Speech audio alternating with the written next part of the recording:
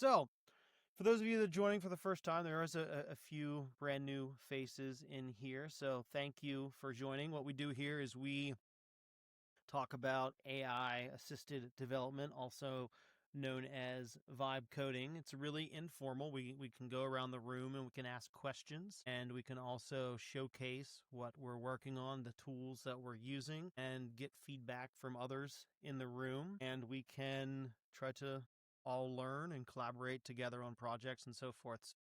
I'm going to get started here and showcase a little bit and talk about what I've been using lately and what Soapbox has been building. And then we'll pass the floor to whoever wants to go next and talk about what tools they're using and what maybe projects they're working on, or just general questions, general Q&A. That's what we're all about.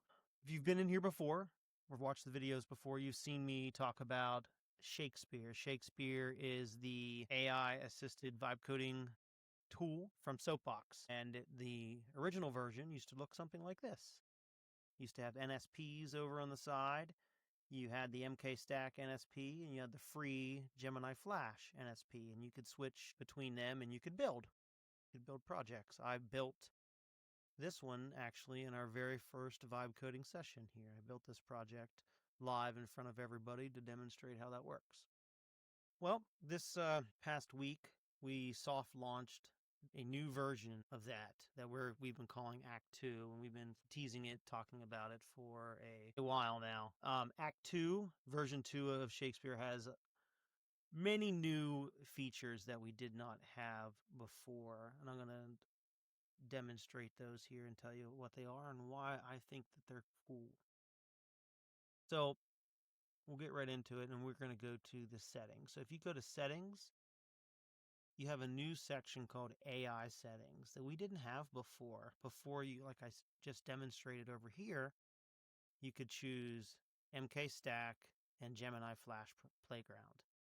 So you had to use whatever AI we were assigning you. You didn't have the choice to pick your own AI or use your own AI keys if you are an experienced user and you happen to have keys through different AI providers. Well, now we give you the option to use essentially any AI provider and any LLM that you want. You can use ours. You can use our Shakespeare AI, which comes with the free version like it used to, so you can still play around for free.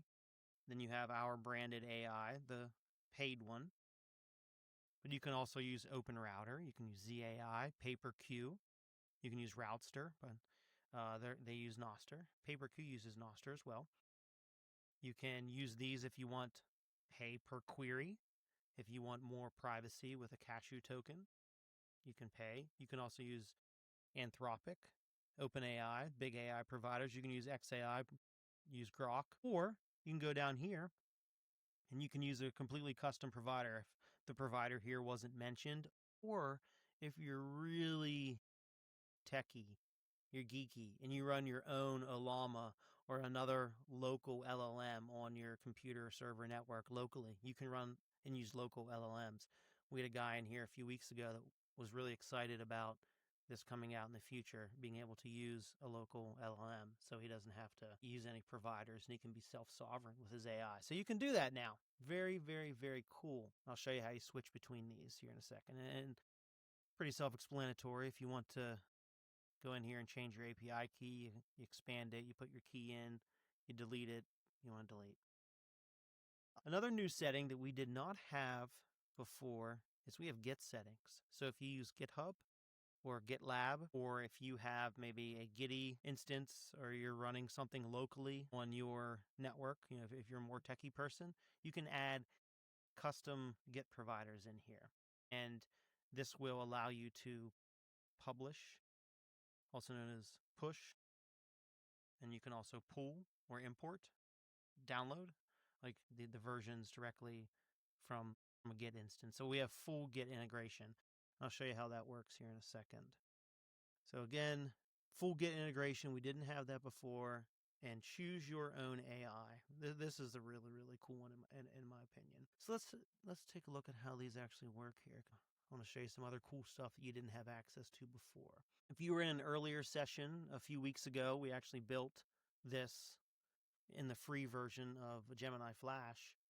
So it doesn't look very pretty, but it actually works. But I want to show you something neat here. If you go up, you click on this little bracket icon, you can actually look at the code. So if you are a developer or someone that understands a little bit of the code, you're an advanced user, you can go in here.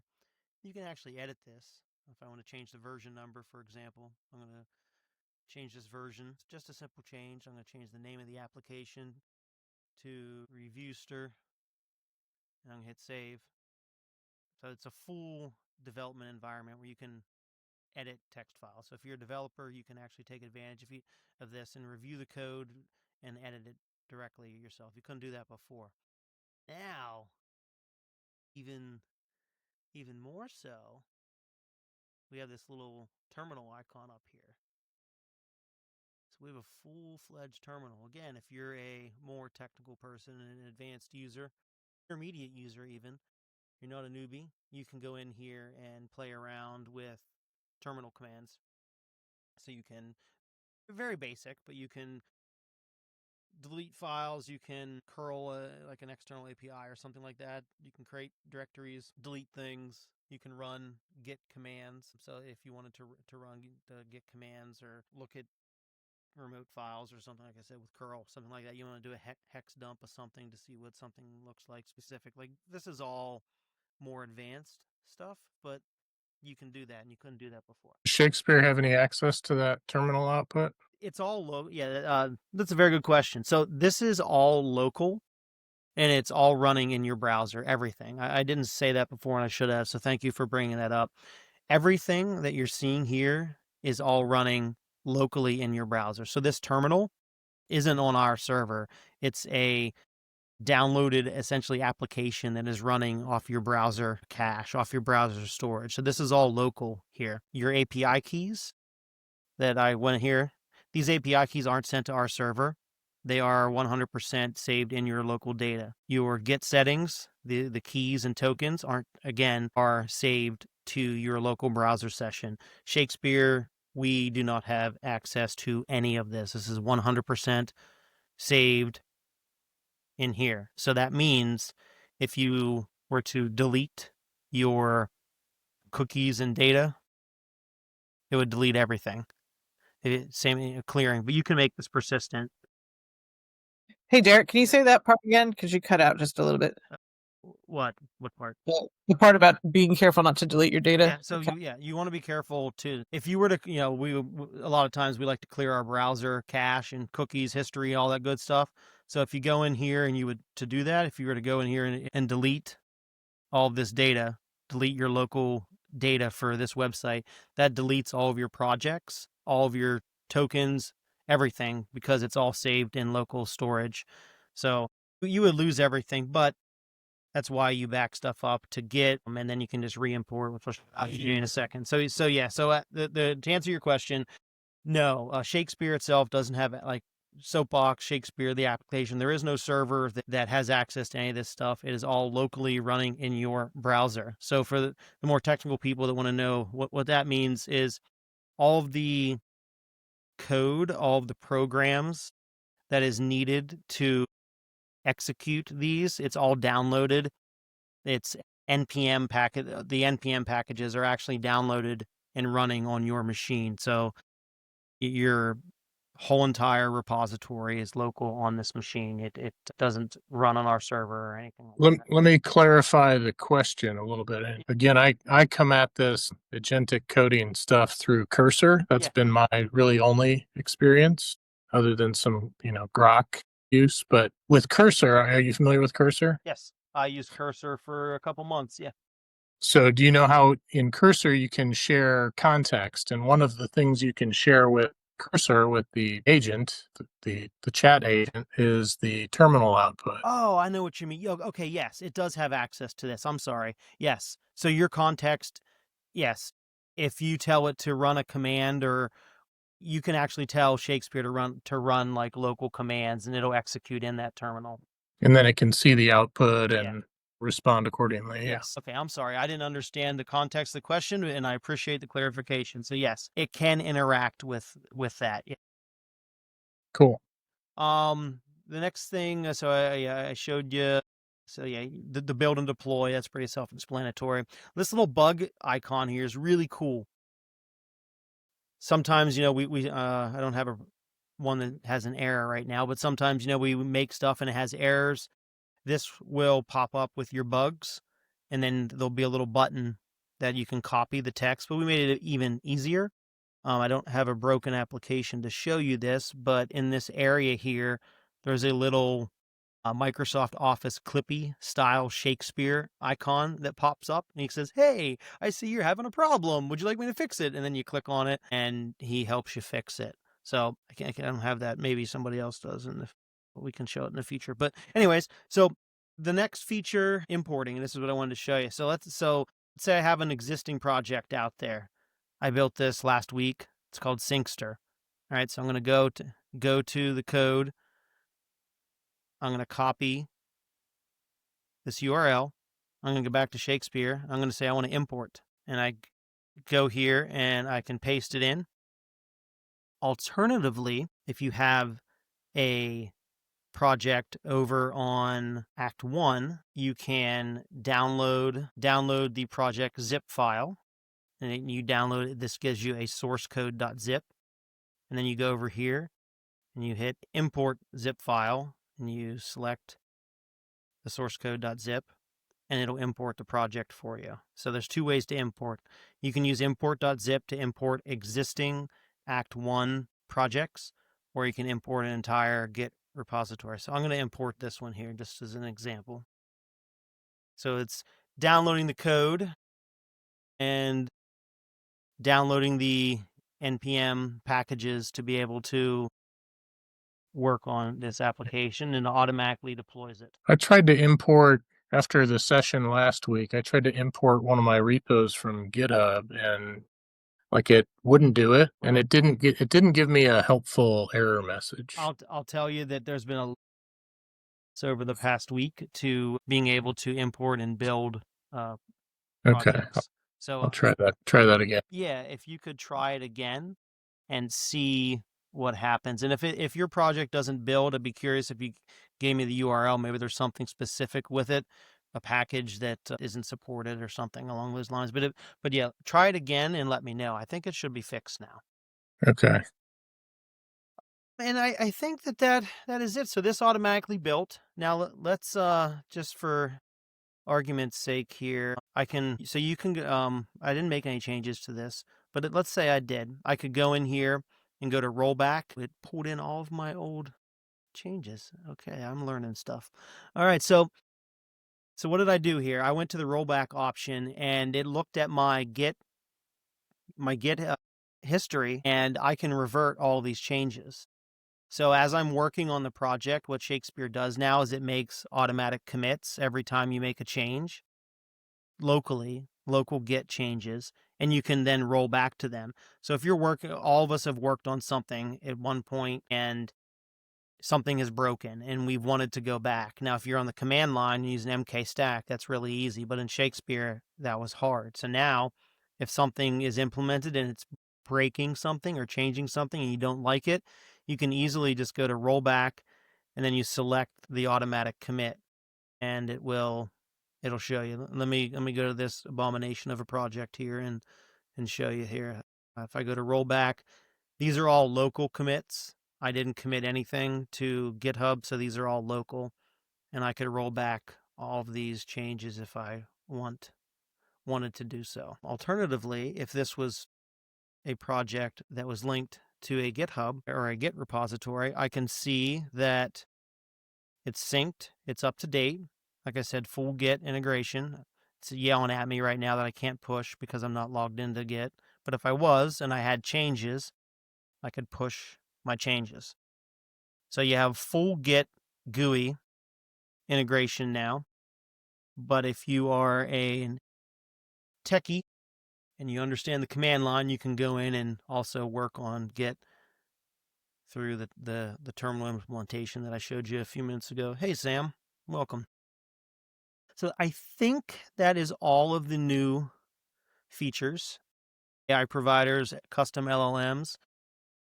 You can also change this down here. I didn't demonstrate that. So if I'm working right now with Claude Sonnet 4, the most expensive one, maybe I start out with the gold standard Claude Sonnet 4. I get my design done. I get the larger features implemented, and now I have to iterate on that. Well, maybe I want to use a cheaper LLM.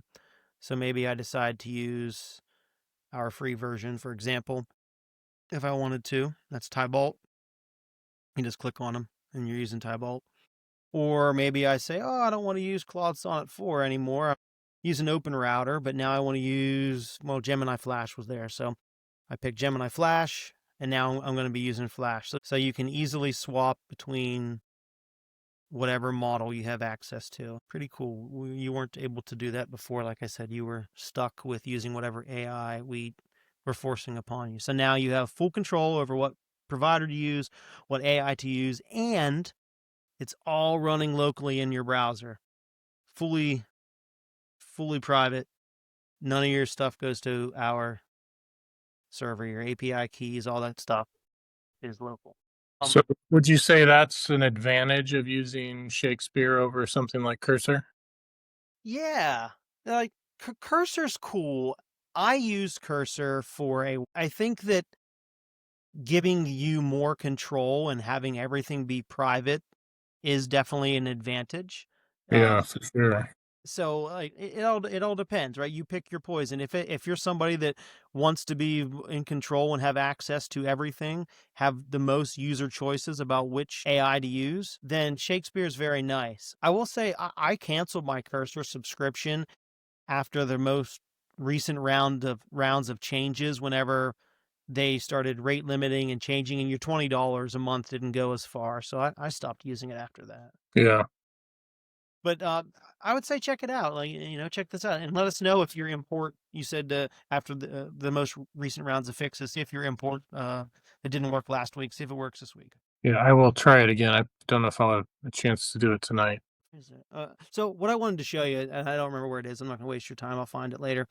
But on Git repositories that are linked to that are NGit, that are Nostr repositories, we have a little icon that says edit with Shakespeare, and you can click it and it automatically will clone the application in Shakespeare. So any published application that is out there, it's open source and is published through Nostr relays, it'll automatically clone it for you, and you can begin editing it. It's on the showcase. All right, let me look at the showcase. Perfect. Thank you, Heather. All right. You're welcome. That's why. Yeah. All right. So there you go. All right. So you see this little edit with Shakespeare button. So if my music application, for example, we won't use that. We'll use Heather's because this is more, people don't want to do that. So Heather has this Desert Mountain Brewing Company here. And you say, oh, that's a business website. Okay. I have a business. I need a template. I don't really know how to get started. So you click on edit with Shakespeare and boom, it automatically connects, downloads her source code. She vibe coded this. It downloads it, and boom, you can now start customizing it. You can say, change the name of the business to whatever my name of the business is, and use these colors instead of this color. Use this icon. You can upload, a logo or whatever, but you can start remixing this and customizing it right away. So to get some inspiration, if you would go to soapbox.pub/showcase, and these are all applications here that you can edit with Shakespeare and start remixing, make some apps for the very first time. You like gaming? Here's one here. Yeah, pretty cool. All right. So, any questions? I've showed you a lot. I've talked a lot. I think somebody else should go here. So I'm gonna finish up. But if you have any questions for me specifically about Shakespeare or any tools that I use, feel free to ask. I would like to know what AI I should subscribe to, or should I use Shakespeare by default? He asked, essentially, should you use the Shakespeare AI or should you use something else? So I wrote a nice article called "Which AI Model Should I Use with Shakespeare. Okay. And I recommend the gold standard Anthropic Claude Sonnet 4. Now, it has its pluses and its minuses.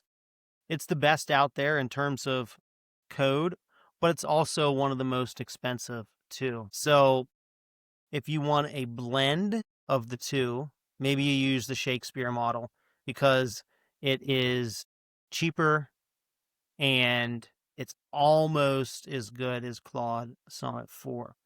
But that doesn't mean you need to stick with it, all right? So what I recommend, if you go further down here and talk about different options, is switching and different strategies that you can use. So maybe you start with Claude Sonnet 4 to get the core functions, features down, and then you switch to a cheaper version. Maybe you use ZAI GLM, or maybe you use the Shakespeare model. It really depends on the type of website that you're building. So I'd say check this out. And if money is no object, use Claude Sonnet 4. If you want to save and you're on a budget, I still recommend using Claude for hard bugs and for initial design and initial feature building. And then after that, switch to the Shakespeare AI model or something else that's cheaper. I think blending is the way to go, using two different models.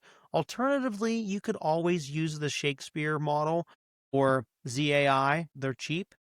And then whenever things are broken and you can't get them fixed or they're not turning out how you expect, then you upgrade to Claude Sonnet 4, you bang out the feature, you fix the bug, and then you go back to the cheaper AI. Does that answer your question? Good. Thank you. I'll try out. Yeah, you're welcome.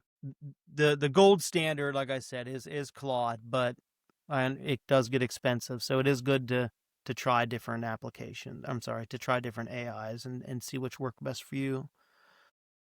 Any other questions? Does Shakespeare have any sort of Nostr focus in terms of the LLM and the the stuff it has access to? So the AI that Shakespeare uses is based off of ZAI's GLM 4.5 and ZAI's GLM Air.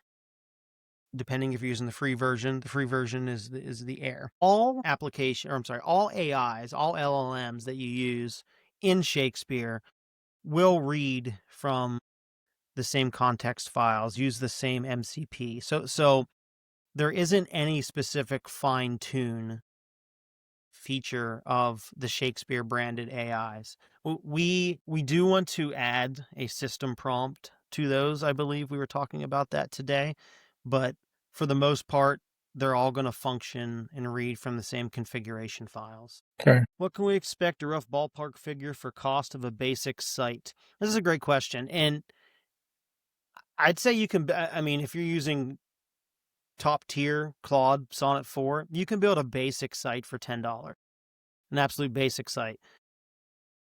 If you use a cheaper model, you may be able to get away with just $3, but it all depends. We're talking very basic. So I'll tell you what I would recommend is, if you're somebody that is new to building with AI, I would recommend that when you start a new project, you click this button here and you go to Tybalt. Tybalt is our free version. It will not make the best looking websites, but it's a free playground for you to get started. And then when you're ready to upgrade, you can go to our paid version or one of the many other providers out there. I think that a basic site, $10 basic. If you want to start adding more features, maybe $20. You can build a site that costs you $200 if you want, But I would recommend playing around with the free AI that we offer to kind of get a feel for how Shakespeare works and learn how to talk to AI and learn how to prompt AI. One more thing, since we're talking about how to talk to AI, there's another resource that I think everybody that's new to this space should look at: how to prompt better projects. So this guide, I'll put it in the chat again, This guide goes through talking about how to prompt and example prompts and what you want your prompts to accomplish. Essentially teaching you how to prompt, because a lot of times if you've never done it before, you don't know. So there's a lot of documentation in our Shakespeare resources. I recommend reading through them and going from there. And as always, if you have any questions, you can send me a DM.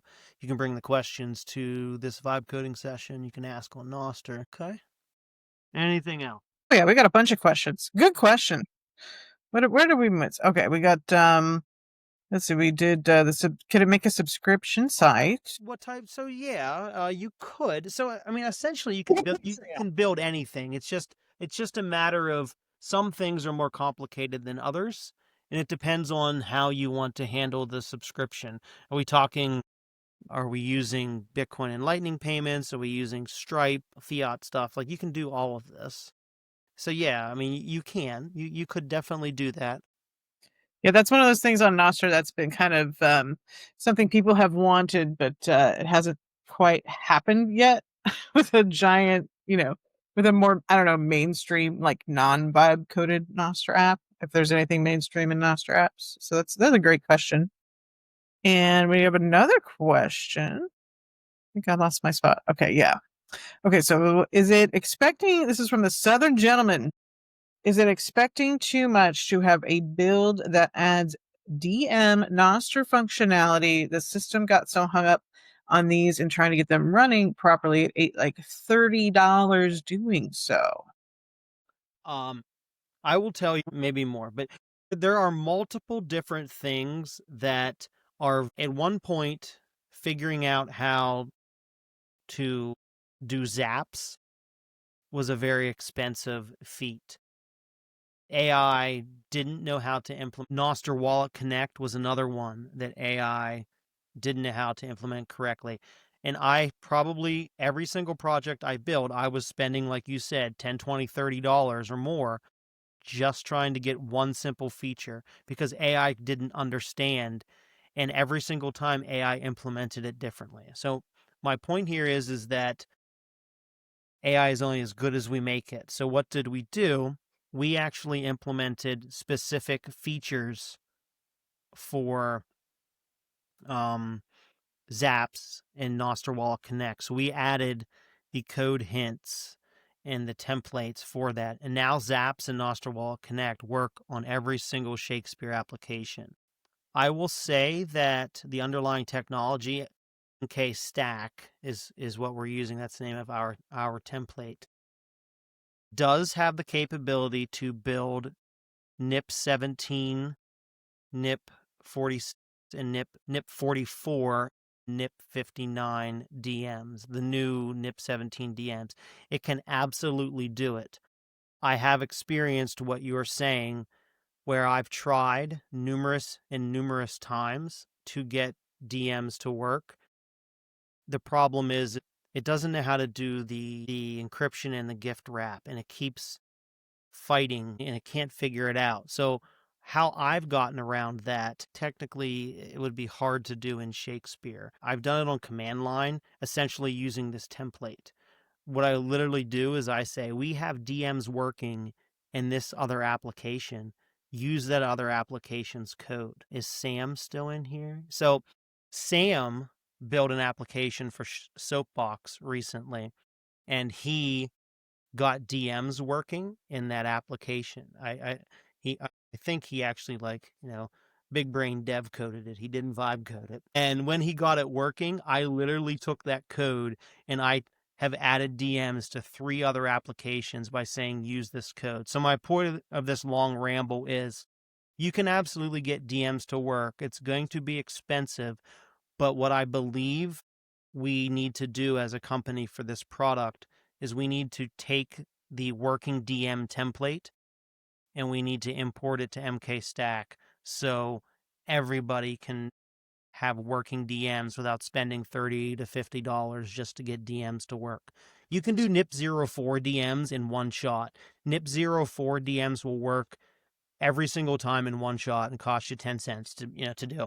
But we don't want that. We want more secure, more private DMs. So the NIP17 DMs are hard. So I will add that as an issue that we need to do, and we already have the code. I mean, I have it in 3 different apps. Sam wrote the code that I'm literally using. We just need to take that, and I'll maybe get Sam to do it because he knows what the hell he's doing. Get him to take that code and import it over to MK Stack, and then immediately every single Shakespeare application will know how to easily do and implement DMs. Long-winded answer. I apologize, but we're going to work on it. Yeah. If I could just jump in, there are some things which, whether it's Shakespeare or any AI, they find a bit complicated. I find there are usually things where there are multiple steps to it. So Shakespeare and the AIs, they can understand roughly how to do DMs, but there are multiple steps and they do one and then they kind of get lost in the layering. So what I do, there's 2 things you can do here to help you. First, when you realize that the AI is just going around in circles, getting stuck, failing to do the same thing multiple times, I realize that. And then I say, okay, it's too much to ask that it does it in one step. So I'll ask it, hey, this is what I'm planning to do. Could you tell me what are the steps? And then it will give you like 3 or 5 kind of steps to implement that. And then I'll just note them down separately. And then I'll go back and I'll say, okay, I want you to do just this first step. And then have it confirmed to you that it's done it. And then once it's done that, then you do the second one and so forth until you've done them all. And that gets way better results. It might seem at first that this is going to take way longer, but actually compared to just treading circles, it's better. Another option is if I've already made a significant part of my app vibe coding, then I'm going to add a new feature like DMs, which is going to be complicated. Instead of risking butchering the existing app, I'll just make a whole new app just to try out this new feature. So then in your case, I would make a new app just to get DMs working. And in that app, I'm saying, just make me the DM client. And then oftentimes you can make something in isolation, or the AI can make it for you in isolation that it was struggling to do in your project. And then once it's got it working in that little disposable environment, then I'll just ask it, can you give me one big description of how to implement everything we've done? And then I copy that back to the original project, knowing that now that I've figured it out, now that I've got it working, I know what to give it so that it can just do it in one shot instead of going around in circles. So there are the 2 ways forward for now that might help you. Yeah. I think that'll be my goal to get that implemented in the next week or so. We'll get it out there. We have more questions. The chat is hopping. This one's actually more of a comment. Caliban says, this is so cool. I like how this makes it more accessible to build a platform on Nostr without having as sharp of a learning curve to understand. Absolutely. Yeah. Makes it easier for people. And then if you do issues, you can come to these sessions and talk it out. Yeah. Also a question, this one might be hard to understand, but Derek might go a little deeper on this, just for the choices that are going to be available in Shakespeare. What can we expect a rough ballpark figure of cost for a basic site? Maybe like a website, basic app. Yeah, I talked to Vincent again. Yeah, I mean, basic website, depending on what AI you're using, standard. But if you want maybe Shakespeare at $3 to $5, we're talking very basic here. But you can absolutely spend $100, $150, $200 on a website. It all depends on what you want. A basic website, maybe 10, maybe up to 25, depending on what you want to have done. Depends on how deep you want to go. And also, I will add that we've got on that resources page that I put in the chat, we have got a debugging guide and a prompting guide that might make you more efficient, so you don't spend too much money. Because where I've run into money problems spending too much on making sites, it's because I got into the doom loop and didn't know how to debug it.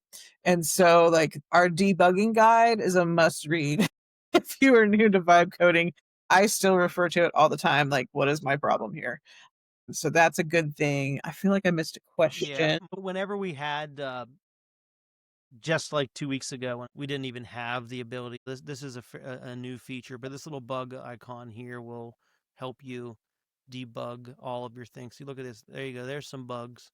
I know this is all console stuff. Yeah, check out the guides. The guides were written to try to help. Oh, here we go. Perfect. There you go. Talk about that. Talk about that. That's cool. This is what I wanted to show you earlier, but I didn't have any bugs. So now, whenever there is a bug, the Quilly or William Clipspear, we don't know what his name is, he will pop up and say, "Pardon the interruption," and they might.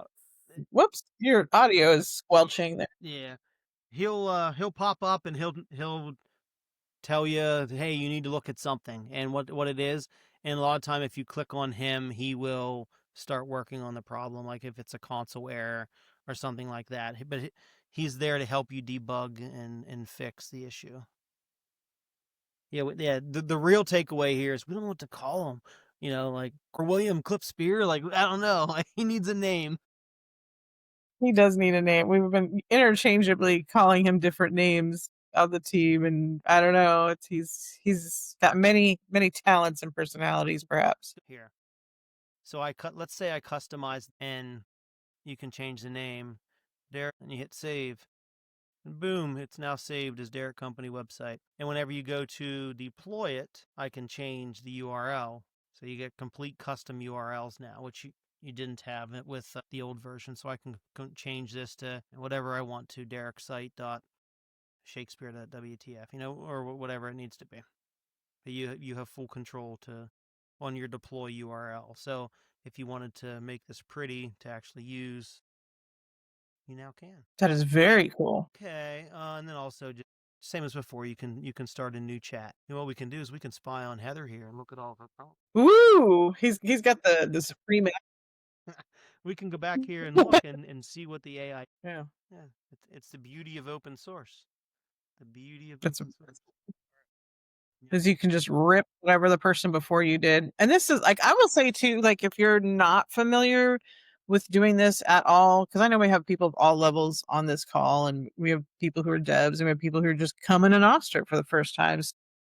My prompts, I usually I'm super simple, and for that Brewcraft site in particular, like that's a fake business. That's not a real coffee shop.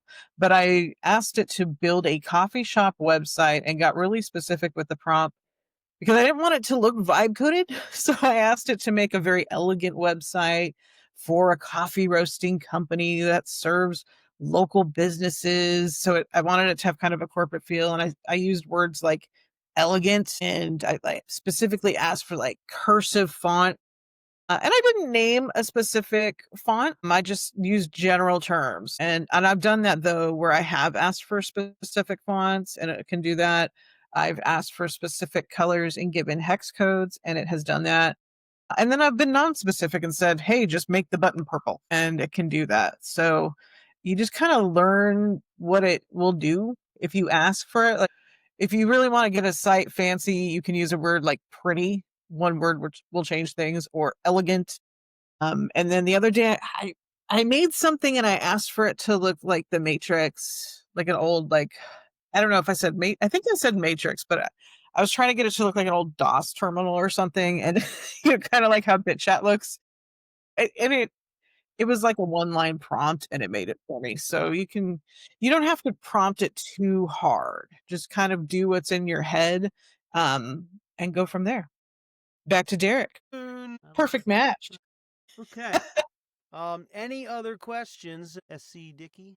Yes, I'm gonna share my screen. Apologies for the background noise. I'm in Canggu now at the coffee shop, but I can show you the Act 2. I was playing around with it over the weekend. That's what we built.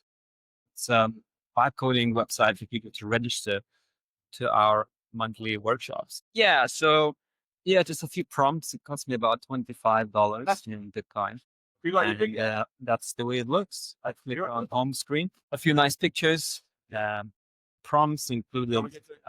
People need to pay 21 sats to register for a workshop, just so you can spend some sats and use Nostr and use Zaps as well.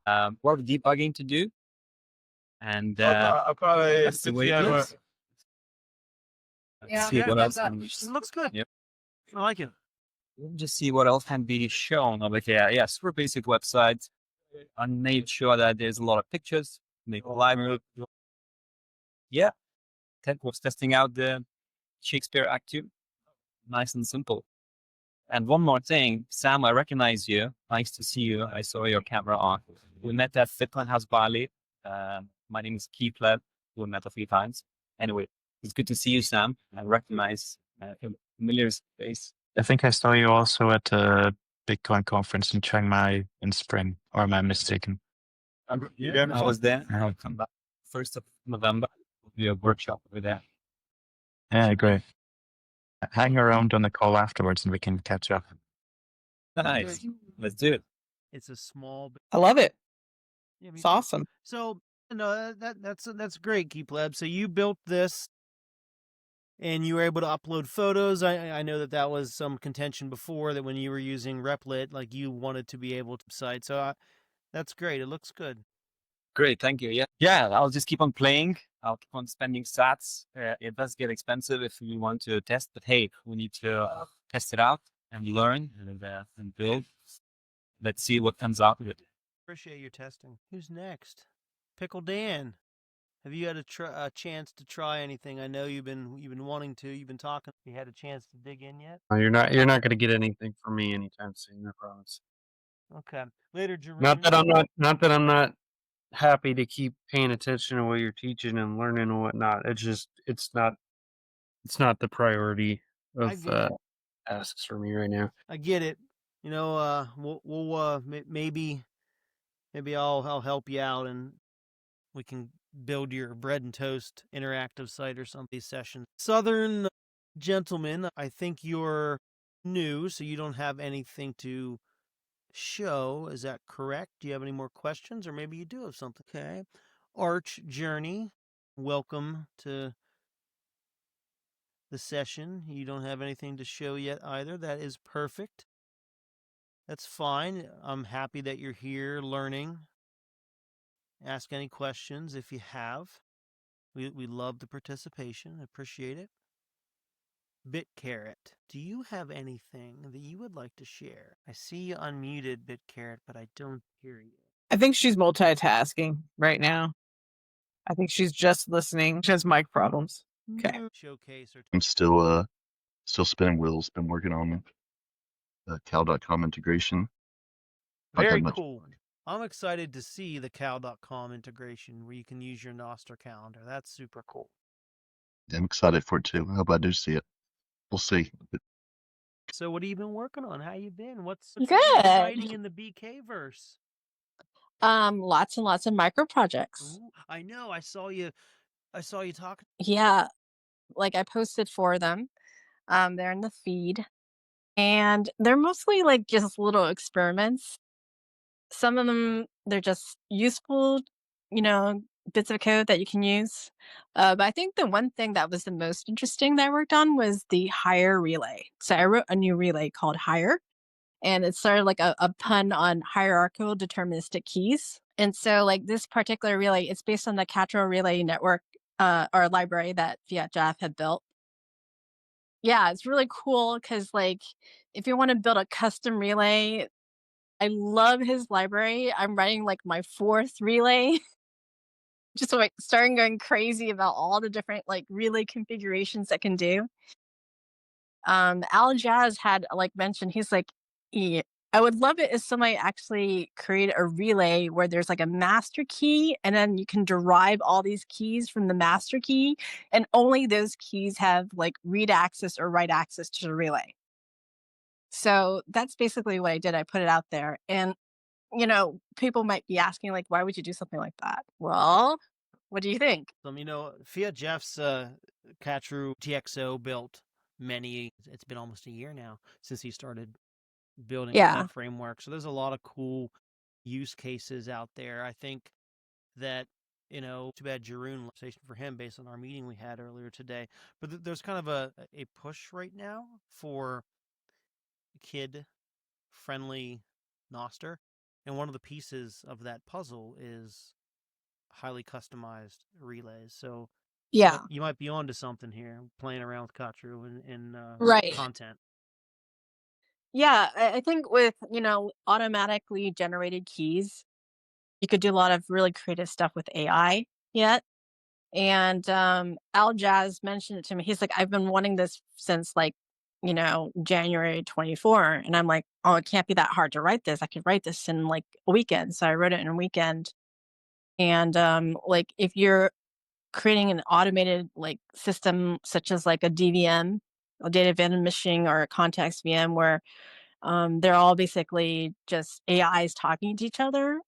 Having that kind of automatic key generation to do access to a relay, and then you can dispose of it on demand without like a human intervention. I think this is like what the higher relay would be perfect for, because you can derive up to like 100 keys from a master key, or you could do something where like all the other keys are like submitting information, and then like that relay would basically filter that information, or it would apply some rule set, or maybe it would apply some logic to it. And then once it's like gone through that, then it can publish based on the master key. Because I saw Fiat Jeff had a special relay that is the praise relay, right? So like anybody can post something to the relay. Yeah, and then the LM would He determine also if has that his whales relay yeah, too. Because the one day I just started posting about like automated AI intelligence logic that could drive the relays. some or AI assisted, because you're a superstar dev. What are you using? Windstream? What is it called? Windsurfing. Why Think of can't like I ever remember this name? Every week I call it something different. yeah, windsurfing. Windsurf. All right, so are you using Windsurf with this? Yeah. Excuse me. Well, it's really Claude Code 4, like Claude Sonnet 4. That's like plugged in. Yeah. So like, I mean, irrespective with it or without it, I mean, I don't think Windsurf really does that much for me. Like, I would go straight to Claude Code at this point for stuff. I love Cloud. Yeah. Yeah. So like Claude Code is really great because like, and then I would cross check it with other LLMs, like it would just depend on one. And then if there's stuff that always seems sus, because sometimes like the LLMs would just like try to be like, oh, I'm your best friend and all that. I'm like, no, you're not. So it's just like, that doesn't look right. There are times when I'm like, that doesn't look right. And I have to go back and just check, especially for things that are like key derivation. It's just like for some of you guys who might not know, it's just like Bitcoin keys. You have like a master key, and then you can derive all these other keys so that if you send to a Bitcoin address, it's gonna be different every single time from a wallet. So like, but it goes to the same wallet effectively. So that kind of logic, I have to verify that's not cheating on me because that would be bad news. Very cool. Yep. I appreciate you sharing what you're working on and all your micro relay services. Maybe in the near future we'll have a working. We're gonna have some interesting pieces coming out soon. I think like Al Jazz is really busy, so I was just telling him like I have 5 million ideas. Like I don't know what you're thinking of, and I said, he's like, if you want to do it. I'm like, okay. So we'll see if I have time like the next 2 weeks or so. And I think I want to riff off of Vitor's unfinished idea from like a year ago. Which idea is that? The Sheetster. Oh, So not yeah. Sheetster. I used Sheetster. It was sheetster.amethyst.social. It was very cool. And then, Yeah, I know, right? And he actually had a proposal for the protocol spec. And so like I don't want to work on Sheetster, but I want to borrow the actual specification, which I think is so like with Sheetster, like every single person who's allowed to edit the document is democratic. So effectively anyone else can kick out anyone else. Right. Oh, okay. So I don't know if you're aware of that. I didn't know that. Yeah, it's interesting. But I think there's something missing right now in terms of like collaborative document editing, like short document editing on Nostr. which has been bothering me for a very, very long time. People create these directories and then they're like centralized, and it's like one person has to curate and manage all of that. That doesn't work in a long time, and the data isn't really sovereign. And so, like, if you actually did something like that on Nostr, but the data is curatable by the community, but also like, how do you have like a hierarchy of keys, or do you have like democratic keys like the way Vitor proposed? What are options there? And more or less like a proof of concept of how would you manage it with more than one set of keys, because like we have this problem even with following that space. So you have these follow packs, but there's like only one person managing it. So what happens if that person like disappears or doesn't use Nostr anymore? So then those following packs are not updated. Yeah. I was Yeah. thinking of that too. If they become, Yeah. somebody would just, somebody could essentially just fork it and recreate a new one and publish it. Yeah. Yeah. Yeah, or Google, like a Google Docs thing though is sort of different, because like you want to be able to add and remove people from a Google Doc. Yeah. Yep. Agree.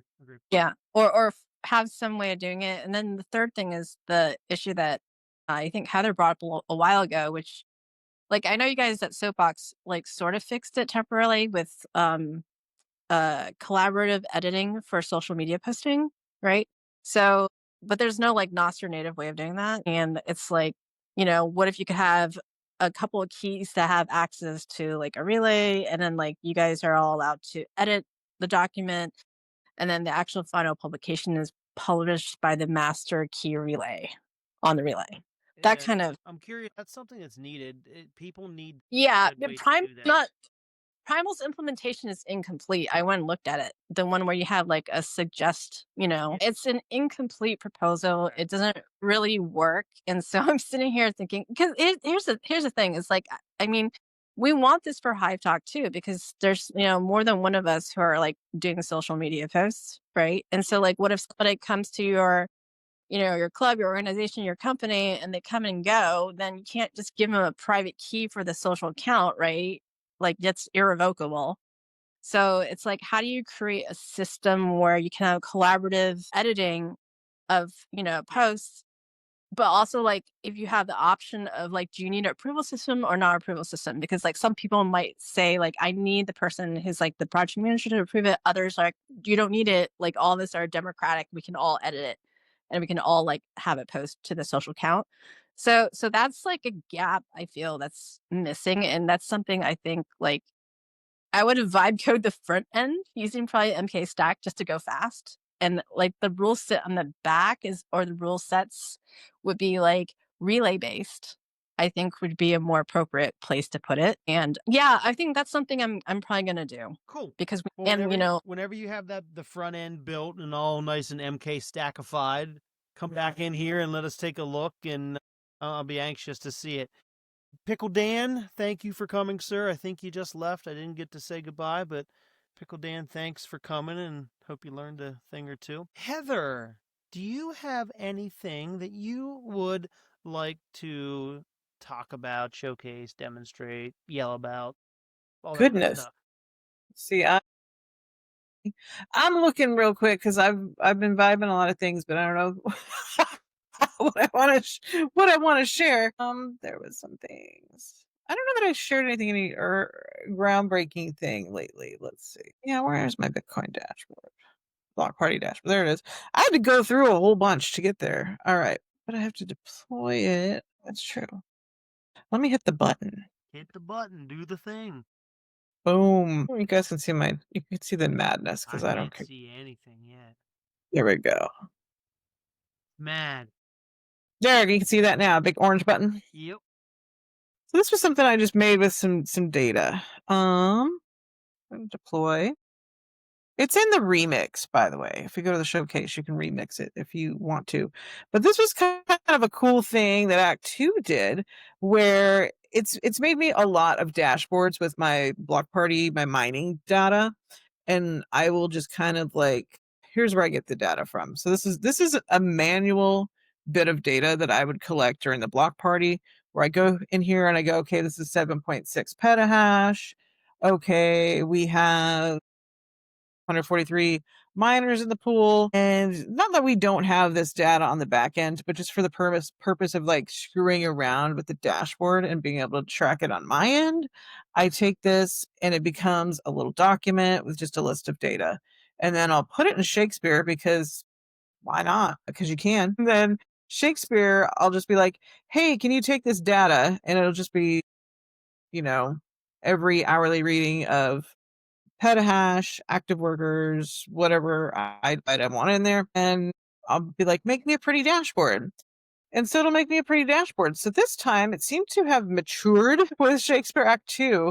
So it made this landing page with a nice little blog party dashboard button. So, and it also, I did not tell it to make it visually Bitcoin. Like, I'm just asking for a dashboard. I'm just asking for data. So this time it took the leap of adding a Bitcoin logo, essentially. And from this landing page, then we go to the block party. So this is it taking, 6 entries of data from basically like a Word doc that I kept and arranged my data for me. So the pertinent data. And then it made me a little graph so you can see like how our 6 hours went. We started out low, we climb, we dive, then everybody freaks out, buys more hash rate, so we pump it back up, and then we've kind of flatline, and then the party always ends on an up note, and then we move on, and hopefully we hit a block, and we haven't yet. And then we see our active workers also climbed. And this was an unusual piece of data because we hit an early start threshold of 42 petahash. And so the normal amount of users and the normal amount of hash rate wasn't there because we started like 5 days early because, we had people buy in a lot of hash rate really quickly, hit the goal early, didn't get the word out fast enough. So it just kind of happened like, hey, we're doing this. So it's fun. It's fun for me to preserve this piece of data in time. Because like if we go back here, I also asked it, one of the things you can ask Shakespeare to do, you can dump a bunch of links. Like if I asked it to put 10 links on a landing page, it would just do it for me. In this case, I just asked for one and it put it here. This is something that I did not vibe code. This was vibe coded by one of the co-founders at Wrigley, and he used a tool called greptile. Because one of the things that you'll find if you're trying to import data, mining data, like we need to get into like this is CK pool, he would have to have us give him the API. So if we go back to, let me see if we get the right tab. There we go. So if we go into here, there's actual data here that we have access to that we kind of didn't realize for a while there. So now we can actually load the hash rate data from the pool. Like we didn't realize we had this hookup because usually if you ask Shakespeare to vibe you some data, it's going to tell you like you need the CK pool API or you need a core server. But for some reason, we didn't realize we had this data and then we finally did and we put it in. So you can go back through our log here. And again, Evan used greptile to vibe code this. Greptile is more of a code review tool than your classic vibe coding app that's more consumer facing. I think it's more of a dev tool. So, and when I mentioned earlier, not wanting something to look vibe coded, this is kind of what I meant because when he showed me that he vibe coded this, I was like, oh, you must have used Replit or, Cloud Code for this. Like, what did you use? And he's like, no, I use this other thing, this code review tool called greptile. So a lot of times when you're vibe coding, if you're not specific about what you want something to look like, it's going to come out with like the vibe coded look, which is kind of fine for us. We do vibe code a lot of things with the Upendo site, which is our block party site. We don't do it on our main site.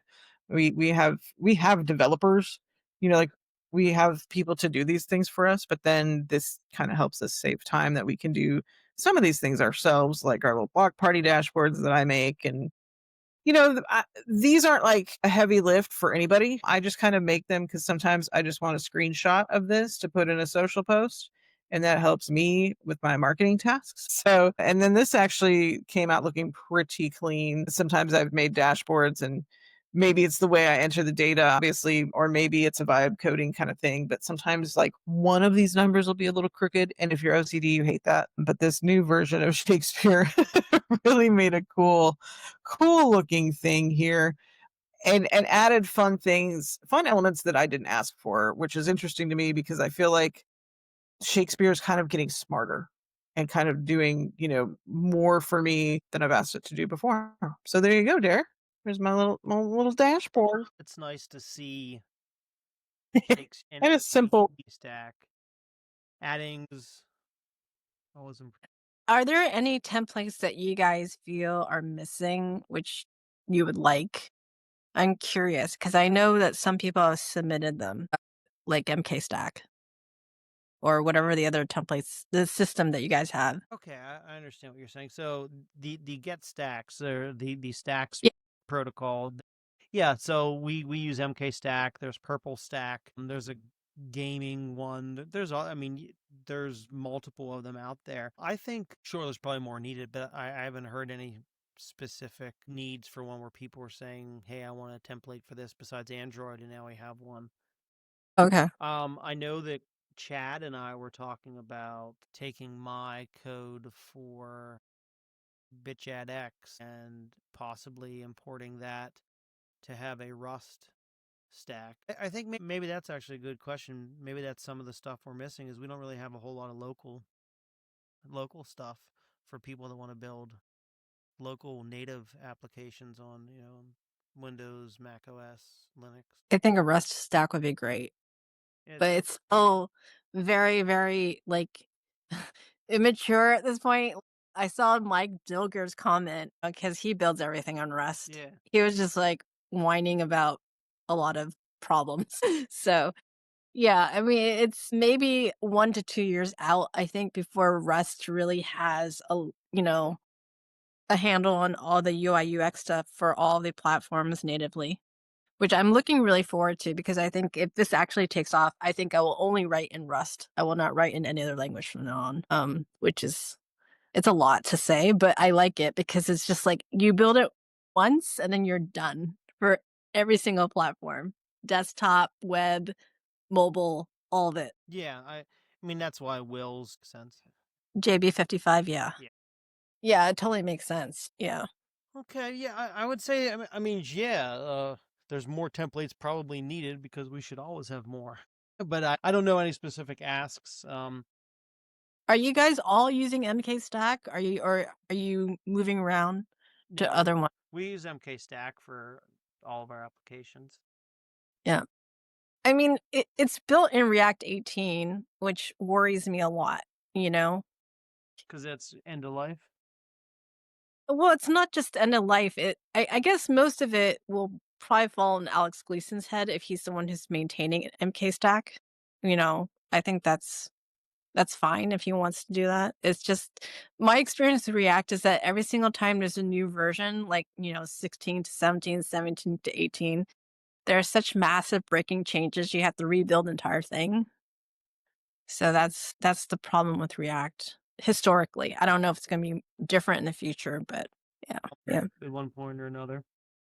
I mean, it looks beautiful, hands down, absolutely gorgeous. You want to know something funny too? Is the other day, like, I was trying to get this, the relay to run on a very small VPS and it kept on running out of memory. And what drove me crazy was that the React front end, which was only 3 pages, was trying to eat up 4 gigabytes of memory.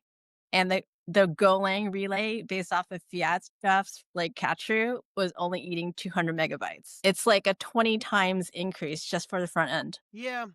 I mean, it's run the best for everybody on different devices. Whenever we were actually building Shakespeare, that was something that was a concern of mine, is that since everything is 100% everything, that I wanted to make sure that people on mobile devices wouldn't be left behind. And it does work on a plethora of devices and browsers. The only issue is that it wouldn't be mobile data friendly because it, if you're somebody that works on a lot of projects, you're going to be downloading a lot of packages over and over and over again. So that'll be data intensive, but you could absolutely do it if you had the data. Yeah, it's a problem with the front end I've seen the last like 5 years, and it's just compounding. Like, if you can just use one for Nostr tools and not have to depend on NDK, I think like the leaner you can get it, the better, because then it's more performant.